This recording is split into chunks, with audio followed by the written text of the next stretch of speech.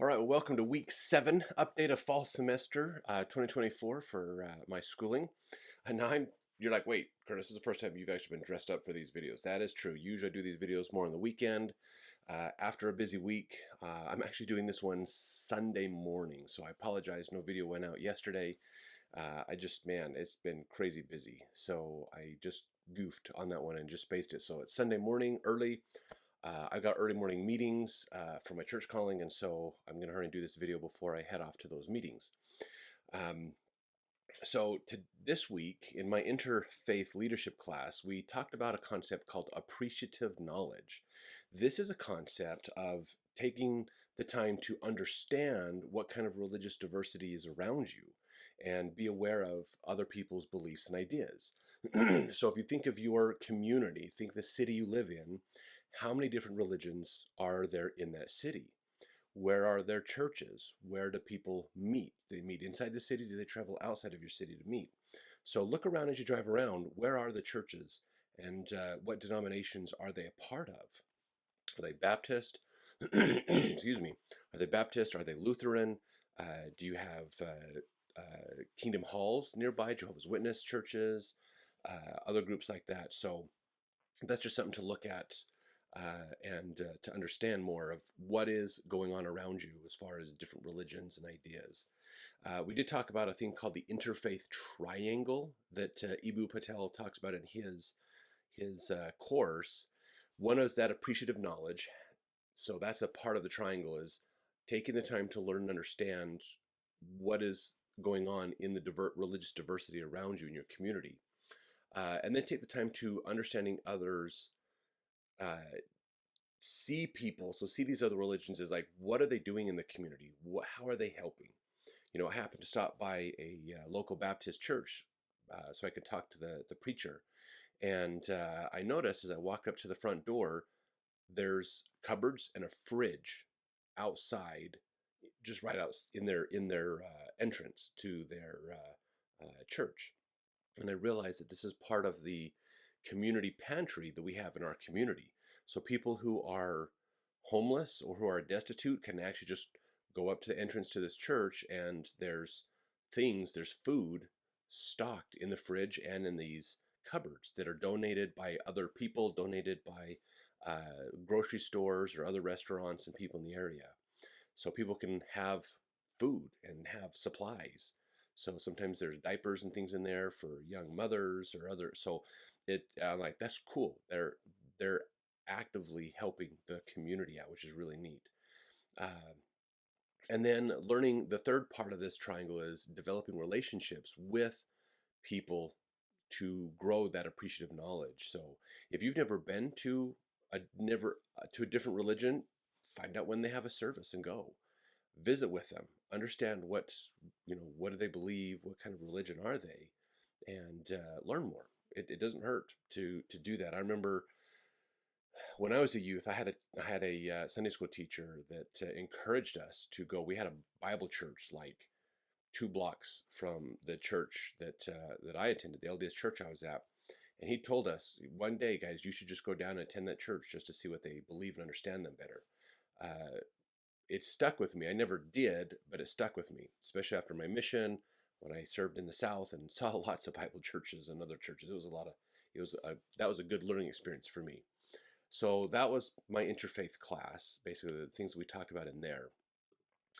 Getting into I'm trying to pull up my notes here of my Mormonism class. So in the Mormonism class, we talked about, we kind of went very high level this week on Joseph Smith, his martyrdom, as well as the succession crisis and the saints moving west.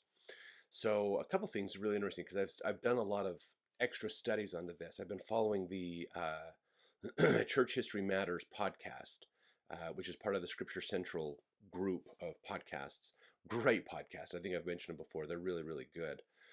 So they've been doing like deep dives into all these stories, and so it's been very helpful to flesh these out more. We all know Joseph eventually gets captured, brought into jail, and gets murdered, basically martyred, is what would probably appropriately say it. in the Carthage jail. What a lot of people probably don't realize is some of the things that happened to get to that point. So part of the challenge, we talked about this a little bit last time, is that a lot of people see the assassination of Joseph Smith as a political attack. Even Dallin H. Oakes had a report he wrote decades ago that he demonstrated through his research project that it was most likely a political hit is what got rid of Joseph Smith. So here's a couple of challenges they had. Joseph Smith, obviously leading a very amazing church, like it was a heck of a church. Even despite all the struggles and challenges, it kept growing, it kept moving, and so they saw Joseph as this charismatic preacher. But I don't think Joseph was necessarily that charismatic himself, not compared to some of the other religious teachers of the time. But he was very down to earth, though, and I think people liked that, and the philosophy of the LDS Church and ideas, people really resonated with that. So the Saints have been kicked out of a couple places. They've struggled for help, and they recently got kicked out of Jackson County because the state wouldn't help them. In fact, the state sent out an extermination order against him, and so Joseph had applied for help to the President of the United States, saying, "Look, we're U.S. citizens. The state and local governments are going against us. We need the federal help in doing this." And well, the president at the time, I think it was Buchanan at the time. I can't remember if it was Buchanan. No, but I think Buchanan was later. I think it might have been Jackson. Sorry, right off the top of my head, I'm trying to remember who it was. But anyways, he basically tells Joseph, "I can't help you. You know, from a political standpoint, it would be political suicide for the president to step in and help at this point." So he's like, "I can't help you." So Joseph decides, you know what, I'm going to run for president. I think this was sometime around 1842 time frame, 1842, 1843 time frame. So, you know, he dies in 1844, just heads up with that. But he runs for office. He wants to run for president of the United States. And so he starts building a platform and talking about the issues and things that are going on. And of course, all these missionaries are out there teaching the gospel. So they start to spread the message of Joseph Smith running for president. So he's got a really good ground game in his run at that time, which they didn't have technology to broadcast things. And so it was newspapers was their big technology for broadcasting. And so a good ground game was important back then to get the word out to people. So he had a really good ground game going. He had opportunities, but people did not like him. He wasn't the popular candidate. And what I mean by that is one of the things he wanted to do as president was to basically get rid of slavery. So his job was he was going to put a tax on imports, I think is what it was. Tax imports, use the money from that tax to basically buy at market prices all the slaves in the United States. Buy them all up and then let them go free. So so technically what would happen in effect is the United States government would be the single largest slave owner in America for a short period of time, because then they would eventually be the only slave owners in America, and then they would basically let everybody go free. They would just release all their slaves and everybody would be free. So that was his thing. So all the people would get compensated. All the slave owners would be adequately compensated for their slave. That was one of his ideas, and that was not popular at all back then. I mean, there was abolitionists. You know, we hear a lot about the ideas of slavery pre-Civil War and how that worked out. So he was definitely on the abolitionist side, but living in states like Missouri, who were slave states. So he wasn't very liked at all. So they saw that as a political hit. And then there were several members of the church that was disaffected by Joseph for different reasons. Some of them were mad because they lost their money in Kirtland. So in the Kirtland period, Joseph Smith tried to build a bank. The federal government wouldn't give him the permits to have an official bank. So he created a company called the Anti-Banking Company, basically, which in effect worked like a bank, but just didn't have an official charter. When the But the challenge has Andrew Jackson at the time, he hated the idea of a national bank. And so we had at the time the first bank of the United States. So it was a central bank. The government had a central bank to manage governments, to put their tax money in and manage the government's investments and things. And Andrew Jackson hated the idea of a central government. He wanted to decentralize finances. So he collapsed the first bank of United States. Basically, he got rid of it to put the government's money in regional banks and diversify it out rather than have a bank for themselves. And that changed because there was a lot of land speculation at the time, and it the whole economy collapsed. It was a bad collapse, and so lots of banks actually went out of business at the same time. So and Joseph's was one of those banks, and a lot of people thought, well, because Joseph was a prophet, he should have foreseen all this and stopped us from having problems. And that's not how a prophet works, unfortunately. But they assumed that because he is the prophet and he talks with God, God should have told him, and then he should have told us. Joseph Smith lost, they estimate around $100,000, which in the early 1800s was a lot of money. He lost more money in that bank than anybody else did. So there's a lot of accusations against Joseph at the time that he ripped people off. He didn't pay people back. He kept the money from the bank, and he's doing well, which wasn't true. He lost more than anybody else. But what was interesting about this time period was people started getting upset with Joseph. So anyways, it all culminates in Nauvoo. He gets captured, and he's actually originally charged with the destruction of the Nauvoo Expositor printing press, which I think we talked about that last week. So he gets captured and he gets killed. So when he dies, a lot of the non-members thought, "Oh, Mormonism's over. We got the ringleader. They're going to collapse and fall apart." Well, they didn't. This comes into what's known as the succession crisis. If you want more information on it, please go watch Scripture Central's Church History Matters podcast. It's a really good podcast. Those guys do a great job. So hopefully, if you can share this video with them so you can see it, shout out, guys. You do a great job on your podcast. So what happens in succession is they don't know who. There's no clearly defined rule book that says here's who becomes the next prophet. So there's a lot of speculation. How do we determine who the next prophet is? That's when Sidney Rigdon comes back into town and he says, "Hey, I was the first counselor. I was there with Joseph through the translation of the Book of Mormon, all these other things. I should be the steward of the church," basically. And so he tries to put himself in there as the leader. Brigham Young, who was the leader of the Quorum of the 12, and a lot of the 12 apostles said, "No, he gave us as the apostles," which Sidney Rigdon was never an apostle. He was never part of the Quorum of the 12 apostles. He was in the First Presidency, but not in the Quorum of the 12. It was kind of different back then. The apostles said, "No, Joseph gave the authority to us to run the church. We should run it, and then we'll decide if we want to have a First Presidency again or not." And that was the debate. It took 3 years for that debate to happen. It wasn't until winter quarters Brigham Young reorganized the First Presidency. There was in Church History Matters podcast, they identify about a dozen different perspectives, a dozen claims on succession. So that's that whole big debate. We usually only hear about the debate between Brigham and Sidney, but there was a lot more going on at that time. So eventually, though, people who believed in Brigham Young, who believed in the continuation of the church with the apostles, followed Brigham west. The people who didn't believe in Brigham Young, but wanted the church to be more simple. So there's kind of this philosophy that we can either be a Nauvoo church, which is a church that has full temple, like endowments, the full endowment ceremony and all those things we have today, as well as polygamy and other things, or we can have a church that's more simple, like Kirtland, Ohio church.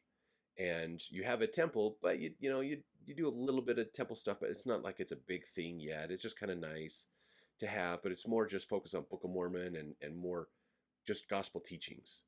And so that was kind of a split, this perspective. Some people thought Kirtland was the ideal spot for the church, this nice little hometowny church. Others saw the vision of Nauvoo, that this church could be bigger and better and greater, And those are the ones that went west. A lot of people stayed behind to follow Sidney Rigdon, to follow James Strang, and many other groups that broke out. And the RLDS was a part of that with the Smiths. So that's what they went through. So anyways, that was the succession, and now people are moving west, and they're glad to move west. As hard as it is to go west, to leave all your stuff, the beauty is for the saints, they're going outside the United States, so they don't have to follow the rules of the United States, which means they can finally worship and live the way they want. They don't have the federal government pushing them around. So they move outside of the US into, which was somewhat considered Mexican territory, but it was, the state of Deseret was what Brigham Young was envisioning. And then, of course, the United States moves west after the Saints move out and they end up back in the United States. But that's for another video. In my graduate class, the book we read is this one here, Imperial Zions. This was a fun book to read. If you want to get into some little known parts of LDS church history, this was a really interesting book. It's written by a woman who is not a member of the church. At least she doesn't come across like that in some of the research I did in understanding who she is.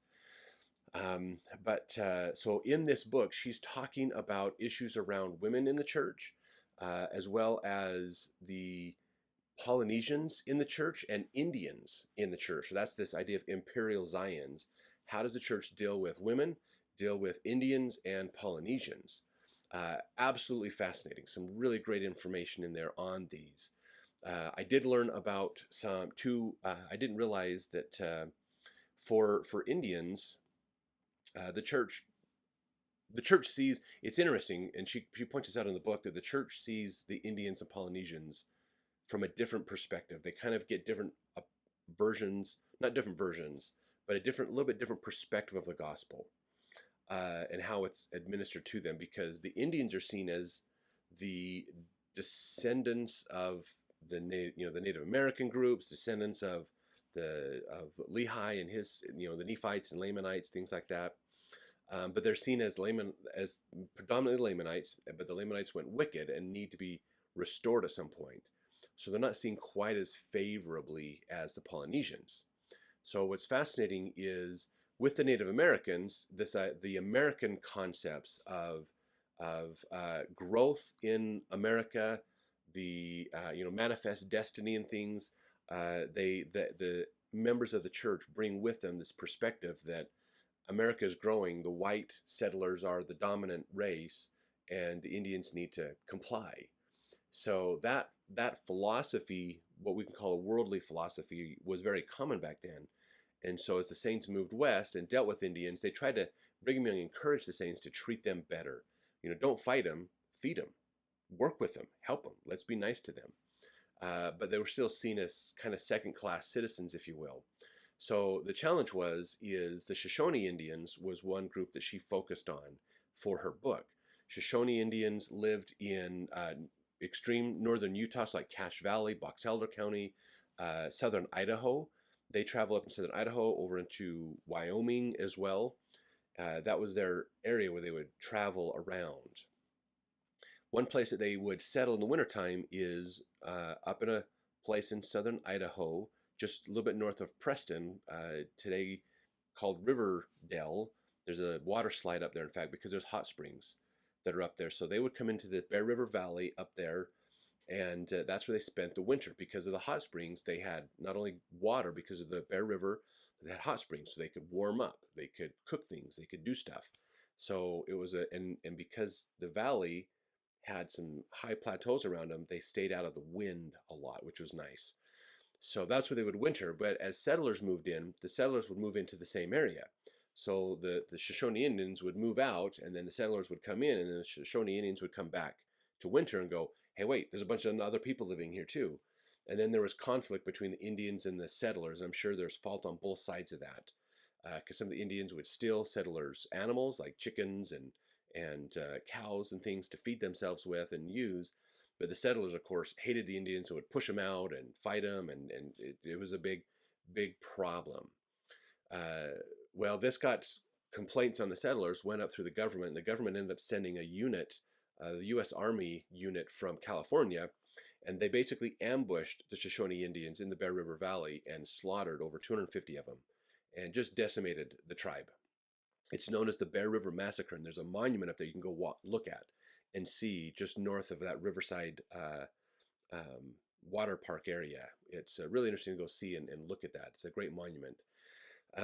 So the Shoshone Indians were struggling. They didn't know what to do. They were kind of wandering around trying to figure out what do we do with ourselves now.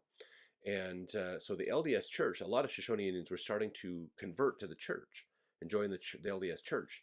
So the LDS Church bought a bunch of land in Box Elder County, just south of Portage, north of Tremonton. So just Portage is the last town in Utah before you get to Idaho and Malad, up 84. No, I-15. Yeah, I-15 is that one. So they are, and now I've got myself confused because 84 and I-15 split off in Tremonton. But I believe that was I-15 that goes up to Malad. So they settle up there. This little town, they call it Washakie after one of their Indian chiefs. Little town, basically the church buys a bunch of land and lets the Shoshone Indians settle on it, kind of homestead on this land. Well, they grow a city, they grow a little town, basically nothing fancy, but it's just a little sleepy town. When World War II happens, they leave, and the town kind of falls apart, and the church ends up being convinced they've abandoned the town. It's an abandoned town, so we're going to just burn it all down and sell the land off to some local ranchers. Well, the town wasn't abandoned. It was kind of a snowbird type town, so the people were only there certain times a year, and then the rest of the year they lived other places. So it turned into a big mess. But that town, that there's still a cemetery and a church building there, is a ghost town now, basically. But that's where the Shoshone Indians used to live, and the church helped them to get that land. Now here's the thing: in the Polynesians, when we talk about the Polynesians, the Indians were taught basically, yes, you are important to God and join the church, but the white settlers kind of became imperial and kind of imposed their ideas on the Indians. So the Indians had to conform to white man ideas. In Polynesia, when the church was teaching the people in Hawaii and out in Tonga and those areas, the church was seen as anti-imperial. So the church was an alternative to the imperialness of the rest of the white population that was trying to rule those people. So they were seen as kind of the anti-imperial group to the Polynesians. They were the answer to, hey, all these whites are trying to oppress us, but this Mormon church is not trying to oppress us. And so it was interesting how it was applied differently to those two, and that was kind of an interesting contrast that she brought up in her book. But there's a town out in Tooele County called Isopia, I think is how you pronounce it. It's literally the far western end of Tooele County, so you kind of have to go on, if you're going out towards Wendover, it's one of the last exits to get off before you cross the Utah-Nevada border. Isopia is the town out there. And Iosepa, I think it's what it says. Iosepa is how you say it. So here was the interesting thing. Polynesians were immigrating to Utah to be close to the church and to have access to a temple, especially Hawaiians, because they didn't have a temple in Hawaii. So as the church grew in Hawaii, a lot of them started migrating to Utah to be close to the church and have a temple to access.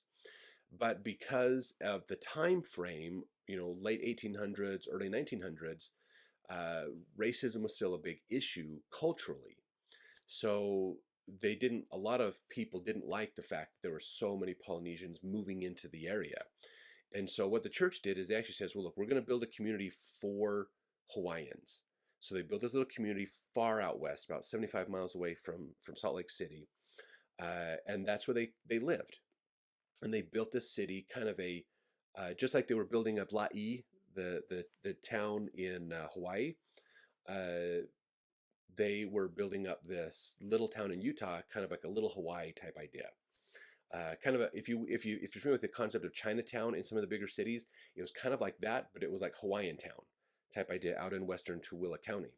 So that's where they would live and do, and they were growing, thriving. It was a great community, very good community to have, very clean, well taken care of, an amazing place. Well, when the church built a temple in Hawaii, they then told these saints, "Hey guys, we got a temple in Hawaii for you now. Go back to Hawaii." So they left. They all left, went back to Hawaii, and now Iosipa is just a ghost town out there in western Tooele County. So you can still go see it. Like there's a hospital monument out there, and I think there's a cemetery still out there. But these are ghost towns in Utah. You can look them up and see them. So really fun Utah history we got out of the book today. So I hope you've enjoyed this video. If you have questions about any of this, let me know. One of the things I did spend some time on this week, which is part of the reason I didn't get my video out yesterday, was I spent like 6 hours yesterday on my research project for my graduate class. I've probably spent close to 10, 11 hours on this project already. I have to do a paper about 16 to 20 pages long on some kind of religious history topic. So the topic that I'm researching is the Articles of Faith. My topic is, have we changed how we interpret the Articles of Faith since they were given in 1842 in the Wentworth Letter to today? Has the church adjusted how they interpret it and talk about the teachings of it?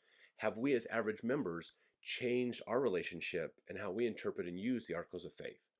So that's what I'm studying. So I've been researching anything to do with the Articles of Faith since 1800s, even before the Wentworth Letter up to today. So if you haven't, I'll try to put a link out to the survey. If you want to do the survey for me, is going to be great.